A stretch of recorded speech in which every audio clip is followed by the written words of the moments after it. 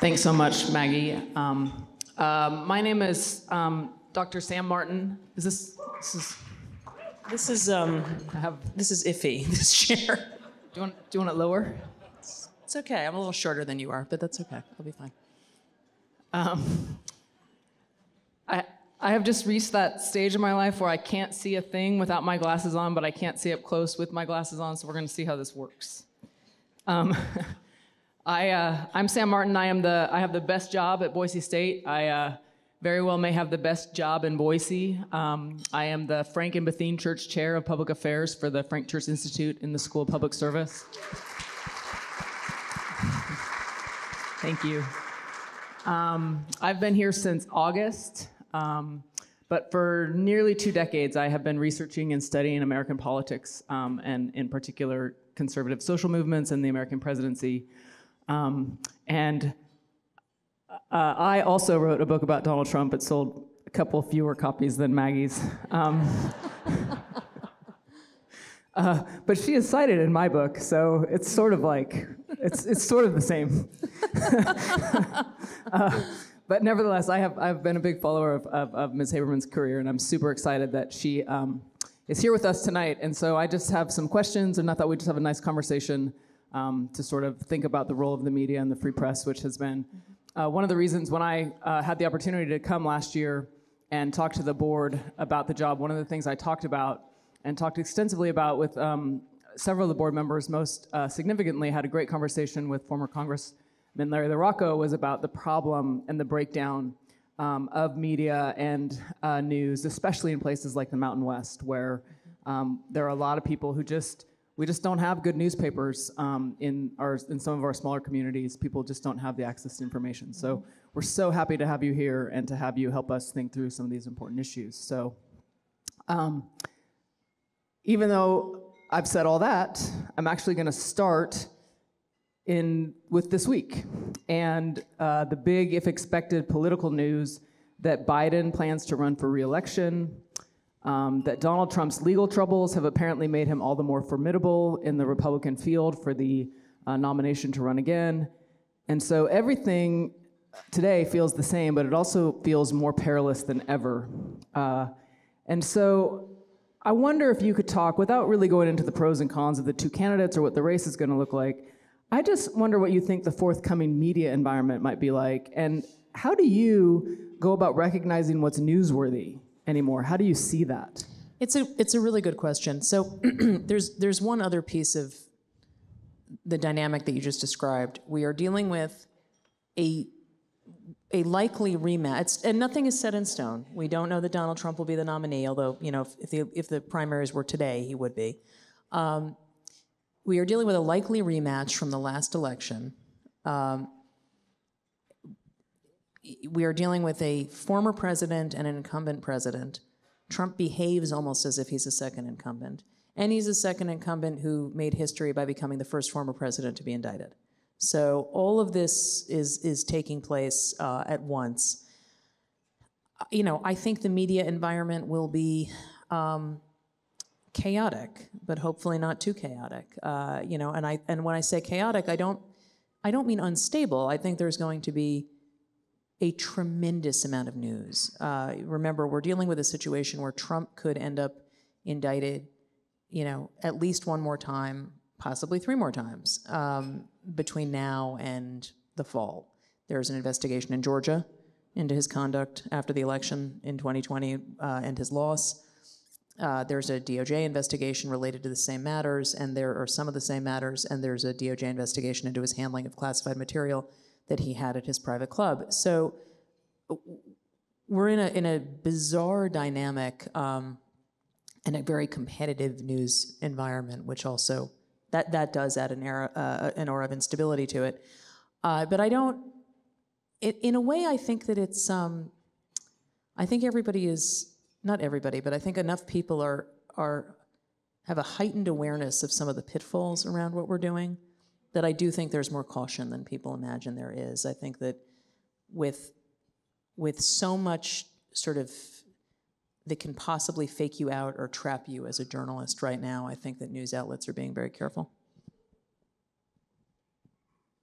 Yeah, You have me thinking a little bit right now. For the past 10 years or more, and you write about this in your book some, about the discussions about truth and what is truth and facts and alternate facts and all the things that have been going on. And the 2020 election sort of felt like it took place in an alternate universe. And so I'm just wondering, we just had also this week, the Dominion Fox lawsuit was settled. And do you think that settlement resets anything in our conversation about what is really true? Do you think,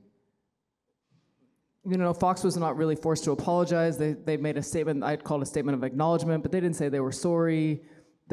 So I just wonder if anything has been reset because we've had a media acknowledgement that what happened in 2020 included severe misstatements of fact. The biggest change since the Fox Dominion suit is that Tucker Carlson was fired, and we still don't really know a lot of what happened there. There have been about 6 different reasons that have been described, and I don't really know which one is either the main one or whether all of them played a role. It does appear to be related to the suit, so I would consider that, I guess, a reset of sorts, but. No, I mean, Fox News did not offer an on-air apology. They don't have to as part of the settlement. They're not, as far as I know, appending any of their stories on the web about any of this. Maybe that will happen, but based on what I've seen, I doubt it. And Trump is still claiming the election was "quote unquote" rigged. And while he's not doing it as vocally as he was, he's still doing it, and he's back on Fox's airwaves more. So, I'm skeptical that there is a reset of some kind. I think that Fox, what the Dominion suit discovery showed is how much Fox was playing and catering to what its audience demanded, or what it thought its audience demanded, and that ended up being Fox publishing information that was untrue. Now, we all make mistakes. We have, I've had corrections on my stories, and almost every journalist has, but there's a difference between that and putting out stuff that you're being told isn't true and doing it anyway because the audience likes it. Yeah. Let me ask, I suspect that this question is one that 4 or 5 people in the audience are interested in, so. Will I be one of them? But I'm a professor. I usually have 4 or 5 readers, 4 or 5. I'm not a majority. I'm not a majority. You all know what I'm saying. But I just wonder. You have said, I think it's in your book. You've certainly said in interviews that I've watched with you, that there's a way that Donald Trump treats truth like it's transactional. And I wonder if you could talk about what you mean by truth being transactional. And then, and the reason I pointed this out for folks in this room, as I watch the public sphere, disagreement over facts and how much those facts matter might be the thing that bothers folks not on the right more than anything. Like, I have more conversations with people about why don't people, quote, care what's true, right? And so having lived in the political vortex of 2015 forward, say, we'll just demarcate it there, how are disagreements over the meaning of truth, right, just that conversation itself, polluting our public sphere or making it so we have a hard time talking about anything else? I think that the lack of an agreed upon fact set is one of the biggest public dilemmas in the country right now, and I think it's been getting worse over time. I think it becomes worse from AI and social media and all kinds of destabilizing factors. What was there was some, about truth as transactional. So I'll give you an example, and I write about this in the book. When Trump fired Comey, James Comey, the FBI director, in 2017, When he fired Mike Flynn, the National Security Advisor, there were a lot of people fired that year. When Mike Flynn was fired, a few days into the job, they hadn't said he was fired, they just said he was stepping down. And Reince Priebus comes into the Oval Office as Trump is meeting with Sean Spicer, the press secretary, and some other officials, and going over what Spicer's going to say at the press briefing. And Priebus says to Trump, I just talked to Paul Ryan, who was then the House Speaker, and he said that it was great the way you took command and fired Flynn. And Trump turns to Spicer and said, say that. That sounds better. And Spicer said, well, which is it? I mean, was he fired? Was he not? What is the truth? And Trump just said, say that I fired him. Say that I fired him. And so, Trump will say what he has to say to get through 10-minute increments of time, basically. And when truth can be that malleable to someone, it affects almost everything else that they touch.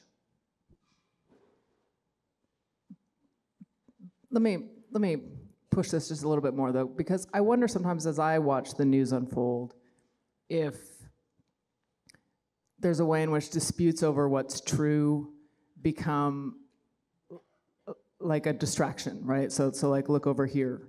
And there is something happening here about what may or may not be true, such that we don't look here at what may be more important. I don't actually think that it's necessarily by design. I think it can be, if that's what you're asking, I think it can be a byproduct. Well, I don't know if I think it's by design, or if it's that we have such a hard time getting to substance in our political discussions because we are having these debates about what is or isn't true. I think that there were problems getting to debates over substance prior to that. And I think that it wasn't necessarily about that dynamic. I do think that dynamic has added a different level of accelerant to it. But I think this is, as with many things in this era, in the Trump and then post-Trump and now maybe pre-Trump era, these are things that were already developing, and he threw accelerant on them and they got much worse. I see that as an example. So really related here is how you write. Let me find the quote here in my little tiny. You write that with Trump there was a refusal to be shamed or to voluntarily step away from the fight, and his refusal to accept the way life in business or politics has traditionally been conducted. These qualities have been his edge. And what you seem to be saying is that truth and norms no longer matter, including the norm that leaders should be held accountable to their behavior or even for their records. And so, well, first, is that what you meant? That's not what I'm saying. No. Okay. No, not at all. No, but what I am saying is that he refuses to adhere to any norms. It's not that other people shouldn't try to, hold him to standards or hold him accountable. I actually think that the press has done an extremely good job doing that. I think that House Democrats, when they had the House, spent a long time doing that. And then there was a bipartisan Senate committee that spent a lot of time looking at the Trump campaign in Russia that issued a really comprehensive report that barely got read because it came out in 2020 in the middle of COVID. No, I think that people have been seeking to hold Donald Trump accountable for a very long time. I think that Donald Trump is the son of a wealthy guy who comes from a wealthy world in New York City, and I think that he has treated, and he comes from a particularly dirty business, which is a certain type of real estate, and I think that he acts as if rules and laws exist to get around and systems should not apply. But that doesn't mean that everybody else has to join in that idea with him. Well, okay, but you also write in your book a little bit about your journey with Donald Trump that preceded 2015. And I was really struck and really enjoyed learning about how he and his team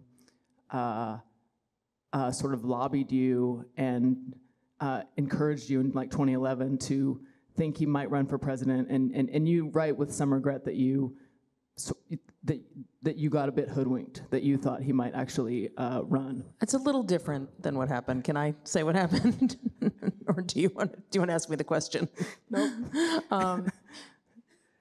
What happened was he was acting very much like a candidate. Showed up at the Conservative Political Action Committee in February of 2011, CPAC as it's known, and commanded the room with a speech that got the most attention and the most applause, in part because he's a celebrity, but in part because he was delivering a message that he actually ended up, it was the soup stock of what he ultimately campaigned on in 2015 and 2016. It was about China, it was about trade. And he went to New Hampshire, he, almost went to Iowa. He also spread this lie about President Obama pretty aggressively that we all spent a lot of time fact-checking him on. I took the idea that he could run seriously, but not that it wasn't hoodwinked. Yeah, that's a strong word. Yeah, and that's not true. But that's actually a kind of important distinction. It was that I had, basically the collective reaction in New York was, we knew it, he was never going to run, because he, announced in the middle of sweeps week for The Apprentice that he was not running, which was, really something on the timing. But there were reasons to take him seriously, and in fact, I wrote a story with my colleague Ben Smith at the time, which was, literally the nut graph was, is Donald Trump serious, yes and no? And that was true then, and it was true in 2015 and 2016 too. But he was tapping into something, and it was something real. So my regret was that we spent a lot of time on somebody who ultimately didn't run, but not that we were hoodwinked. I think that we covered what was in front of us, which I never think is a mistake. What I think you're reflecting on is what I wrote about later in the book, which is that when they came to me in 2015 to try to get me to write a story ahead of him getting into the race, I wouldn't do it because I didn't believe he was actually going to run. And he did run that year, but it was a defendable call on my part. I think it's the one I would do again, but it might not have been the smartest call. Well, so I really appreciate how you talk about the media and you talk about the press, but I want to, just among friends, because you're very careful to stay in your lane and only speak about the journalism piece, which is fair. You've given your life to that, and I understand that. And I think that you defend nicely journalistic norms and objective journalism and fact-based journalism, and I certainly am a fan of that. But can you talk us through, so sort of analytically, talk us through how we can understand covering a political landscape now using the rules of journalism as they've always been, with leaders and candidates who aren't being honest with you, who aren't playing by the rules as they've always been, who have no intention of accepting election results, who, all these things. So when the journalists are still adhering to their reverence for the First Amendment, for example, which, good, but the leaders are shredding the Constitution at every step. Can you talk us through analytically what's going on there? Well, I guess let me turn the question back on you if I can. What do you think reporters should be doing differently that they're not doing, given the scenario you just described?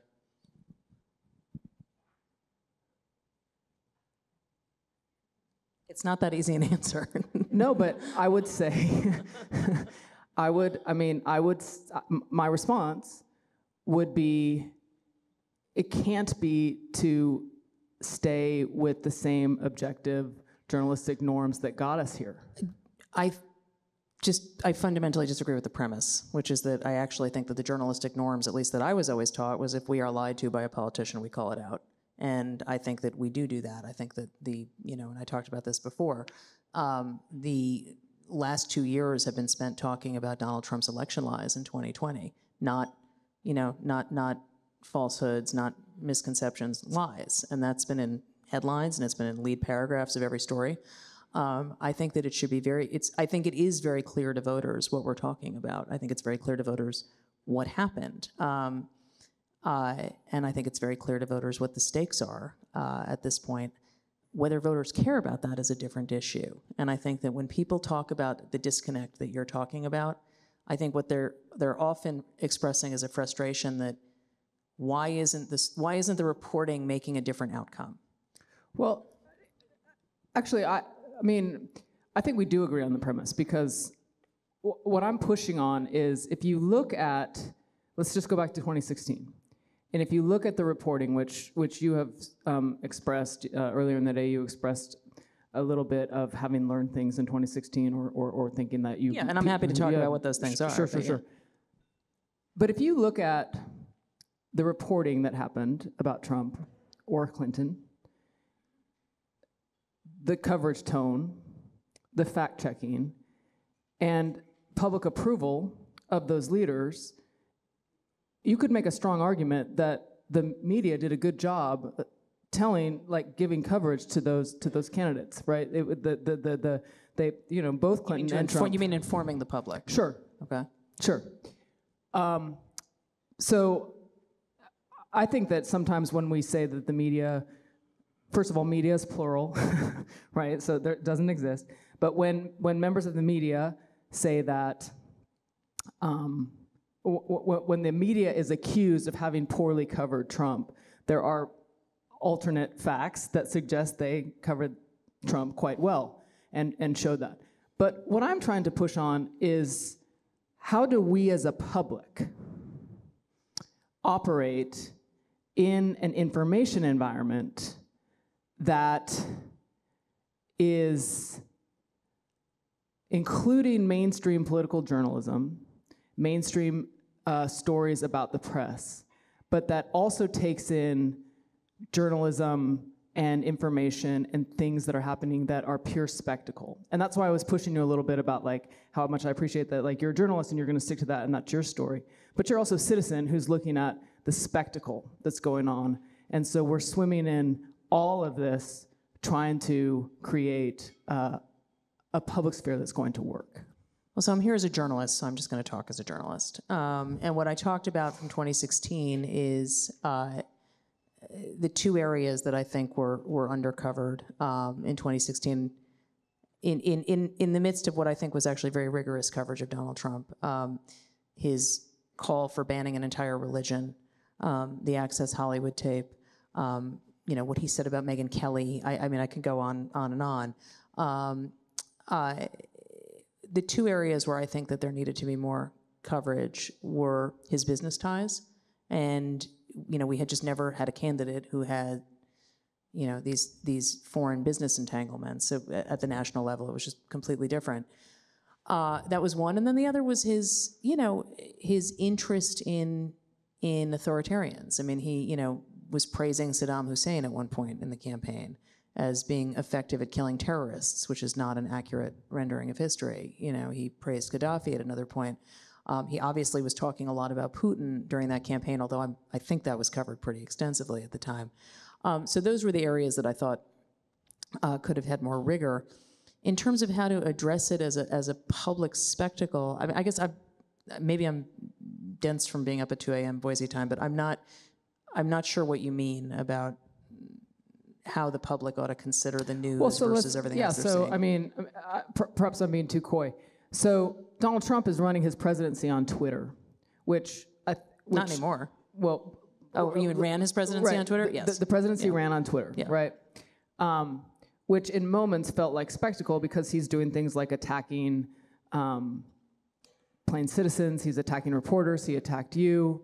You have the spectacle of just things like that happening. You have the very strange things happening that we could point to, like in the 2020 RNC happening actually, the acceptance speech happening actually at the White House. There's a kind of spectacle to that, and so what I'm trying to get at is that there are these things happening, and when you sit down to write a straight news story about it, how do you do that translation? So I guess now I understand what you're asking. I don't think. I guess I don't see them as spectacles because a lot of what he did on Twitter, some of it was ignorable, and I think that one of the problems early on was there was too much knee-jerk response to every tweet he did. The 17th Robert Mueller tweet is not news, but the first one certainly was. And when he was making policy pronouncements on Twitter, be it about trans people, be it about his ban on travelers from Muslim-majority countries, those I think do need to be covered. And he was tweeting as president to a followers list of, at the time, I think about 50 million people. That's a lot of people. So that I see as less of spectacle and more just an unusual form of doing any of this. And I actually do think the coverage captured that, how strange that was.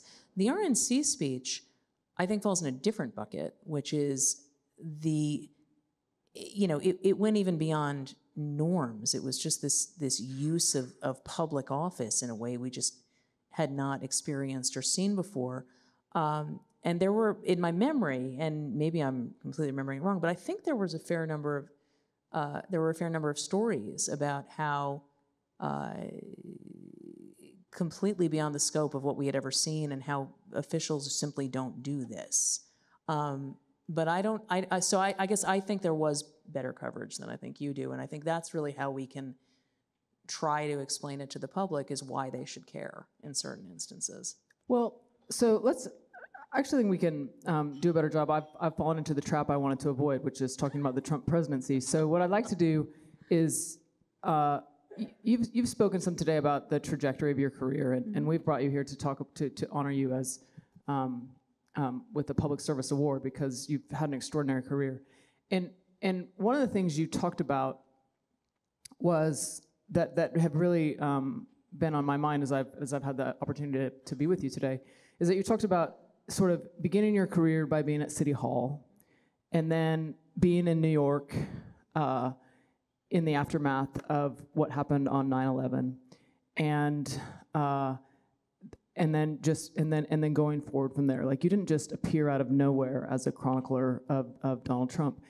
And when I think about the role of media and the role of journalists as public servants and the way that it works, especially that late 90s, early 2000s time, was both a spectacular moment in journalism, and if we look at like some of the things that happened with the Iraq War, there were some serious journalistic failures. And I think because we also have some distance to that history, we can look back at it with a little more clarity. And so I just wonder if you could reflect on maybe 20 years ago or 25 years ago when those things were happening, and how you see being a public servant, being a journalist, the kinds of stories that happened then, and what the distance in that time has shown you. It's a really good question. So one thing that I would say that I do think is important for journalists to have in general is skepticism about narratives and about what you're being told. So you obviously mentioned the Iraq War. That would be the big one. But right after September 11th, in the few weeks after, and I was, you've now heard me tell this story a few times today, I think, but I was in Lower Manhattan when the second tower fell. I ran from it. I walked up to our newsroom in Midtown Manhattan, which was several miles away. And I returned to work at City Hall pretty soon after. And City Hall had not been cleaned. None of these buildings had been cleaned, but they were telling people that the air was safe and that it was okay to go back down, which we now know was not true. I think that the press needed to do more to be skeptical of what we were being told. I remember Congressman Jerry Nadler, who represented the district, essentially grabbing every reporter by the lapels to say there's something wrong here. And I think that in a moment of heightened fear, I think there was a lot of willingness to just unquestioningly repeat what was being said. And so I think about that a lot, because I think that can be a very precarious place for reporters to be. And so that's certainly one of the lessons that I have taken.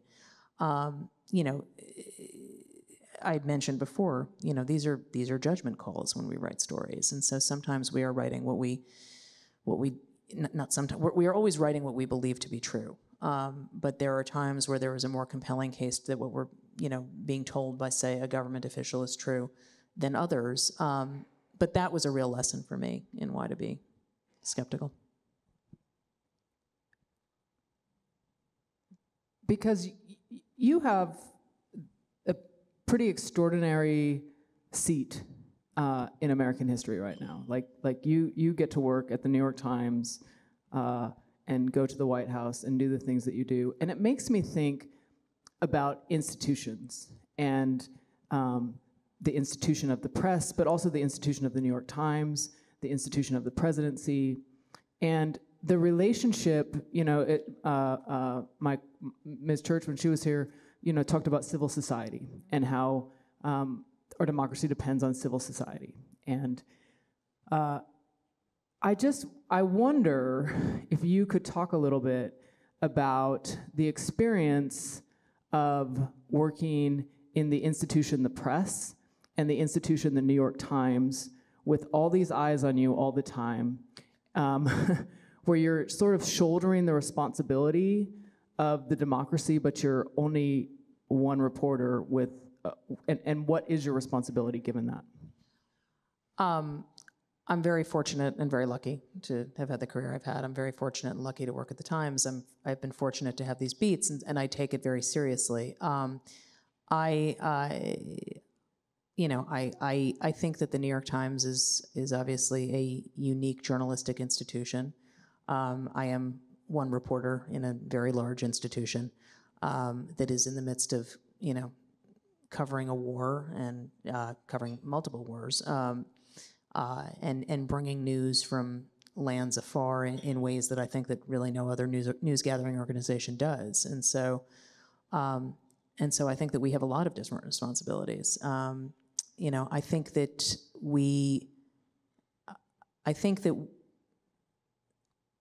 we still have a job to do, which is chronicling events accurately, making sure that we are making citizens aware of what is taking place. That sometimes means reporting on things that people don't like reading. And I am not of the opinion that we only tell readers what makes them feel good or comfortable. I think that the truth sometimes makes people feel uncomfortable. And so that tends to be how I look at it. Right. So I was back to the Dominion Fox settlement. And one thing that happens when lawsuits get settled is that plaintiffs are made whole with money. And it's the role of attorneys. They have a fiduciary responsibility to get as much money for their client as they can. They don't and Dominion doesn't have necessarily a public responsibility to get an apology or anything, right? Dominion has a responsibility to itself, and so does its attorneys. And that can be dissatisfying to members of the public who want more accountability. And one of the reasons why, if we were to be upset with what happened at Fox, it would be because we view Fox as having a kind of public trust, right? In like my childhood, they would have been on the public airwaves, right? Do you view yourself as having a public trust in your role? Yeah, I think journalists absolutely have a public trust. I think there's no question about it. And I think that you are correct that part of the frustration that people have with the Fox settlement, you are right that lawyers were never going to, not allow that settlement to happen. But I think there were a lot of people who wanted to see a public reckoning in the form of people taking the stand. So January 6, 2021, you've been covering Trump for a long time. You have been up relatively close during the transition periods. You can feel the plates shifting underneath you. And then the proverbial dams broke. Tell us about that day for you. What was it like? What were you seeing? How did you feel? So it's funny, what I was thinking when you were just making the point, or just saying the thing about the plates shifting, the plates really never shifted with that transition. And it's the only one that I can remember where that didn't happen. I broke the news on December 19th, 2020 of a very wild Oval Office meeting that had taken place the night before, which if any of you watched the January 6th House Select Committee hearings, it was testified to at length, where Mike Flynn was in the Oval Office and Sidney Powell was there, and they were talking about it, seizing the voting machines. And I wrote this story, and it was getting wilder and wilder the more I was learning about it. And I got a call from a senior Senate Republican aide who said, "Are we going to have an issue with a peaceful transfer of power?" And yes, I mean, look at what's happening. It was very clear what was going on at that point, that Trump was looking for any possible straw he could cling to, and that was sort of a turning point moment. And I wrote a story on January 5th that Mike Pence had told Trump that he couldn't do what he wanted, which is essentially throw the election by refusing to certify Joe Biden's win at the Electoral College. And Trump issued a statement saying my reporting was fake, that he and Pence were on the same page. I knew that was not true, but we sort of still had to include it in the report. And so the next day, I was watching from my house. I didn't go to Washington. It was the congressional reporters who were covering it. I was watching Trump's speech at the Ellipse, and then, heard him say, "We're going to march up to the Capitol." I got a call from a source telling me that Trump was in a very foul mood, that he was upset about the crowd size. And then I was watching the certification, and I want to say that it was Senator Inhofe talking, but it might not have been. Someone was speaking at the lectern, and there was shouting off camera, and it was the pro-Trump mob that had entered the building, and I just sort of couldn't process what I was seeing. It was hard to fathom, and then there were the scenes of his supporters hanging off the outside of the building and hanging the pro-Trump flag. And I was working phones trying to get information about what was happening inside the White House, which was hard because they were on lockdown, basically. Other than I was being told that he was watching television, which, frankly, I didn't need to be told that he was doing that. I could have guessed that. And that he didn't want to say something, that he was resisting saying something. And when I look back on it, especially after the January 6th hearings, I realized how much of our reporting held up from that day, and how much of it, what was emerging in real time, was right. But it just felt totally unmoored. And I'm not comparing the two events because I don't think they're the same. But the only other time I, as a reporter, have felt that way was on September 11th, when everything just felt completely out of control. Well, so I had someone slip me a question from the audience, so related to this, which is, so now we live in a post-9/11 world and we live in a post-January 6th world. And how does that change your approach, if at all, to being a reporter going forward? I don't really know how to answer that. Post 9/11, it's been a long trajectory of change for me. That day changed me, and covering rebuilding at the Trade Center for 3 years after that changed me, and the character of the city in which I was born and raised my children changed forever. So there's that. Post January 6th,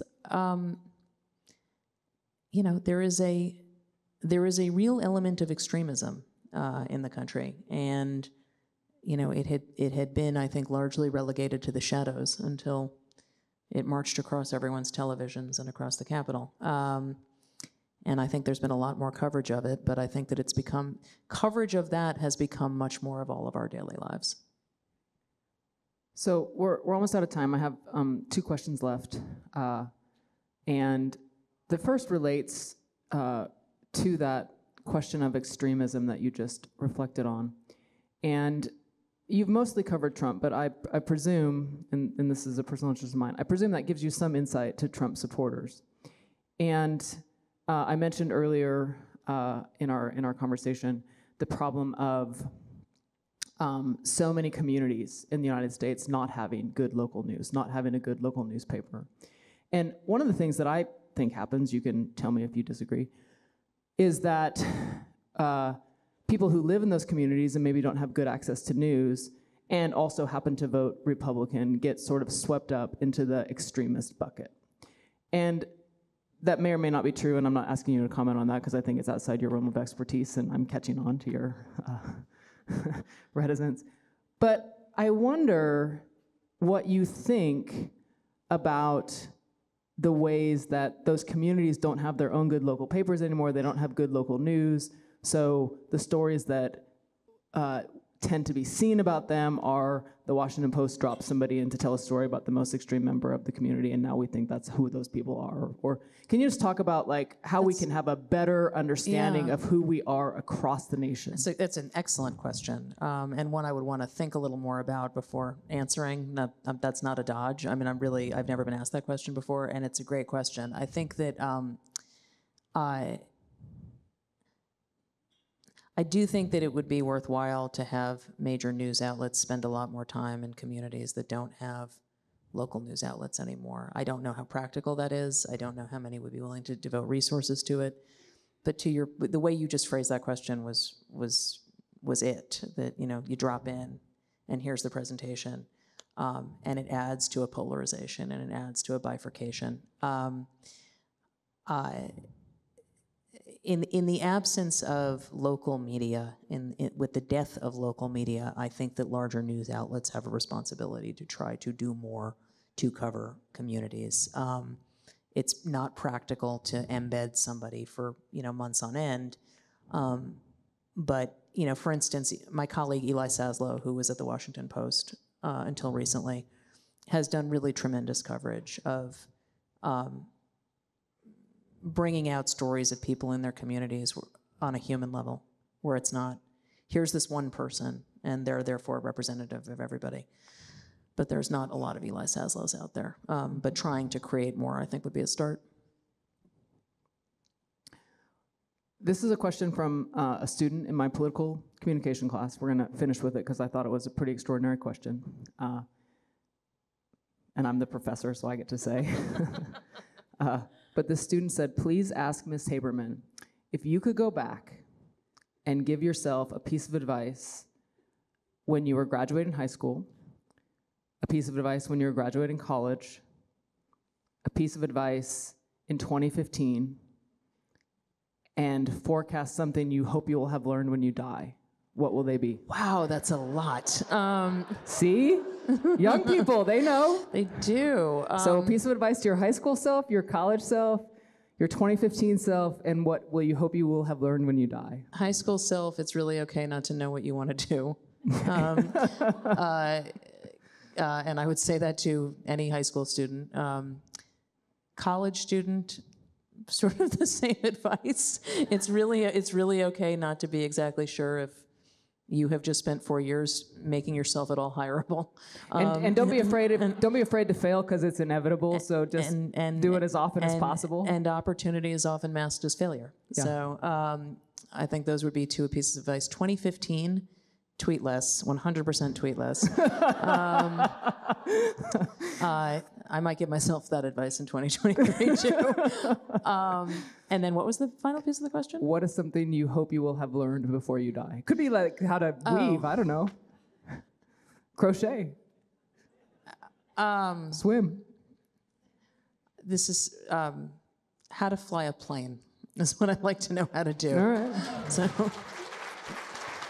I'm not a great flyer, so if I could figure out how to fly a plane, I think it would demystify a lot of it for me. Well, it has been a terrific day getting to hang out with you. Thank you for coming to Boise State University. I'm sorry that we didn't take you to the Blue Field. It's almost like you didn't actually visit Boise. So when you depart tomorrow, please look out the window at the crack of dawn. To all the moms in the room, Ms. Haberman has to rush home because her children would like her there. So those of us who are balancing that can certainly relate. But thank you so much. Another round of applause for Maggie Haberman. Thank you.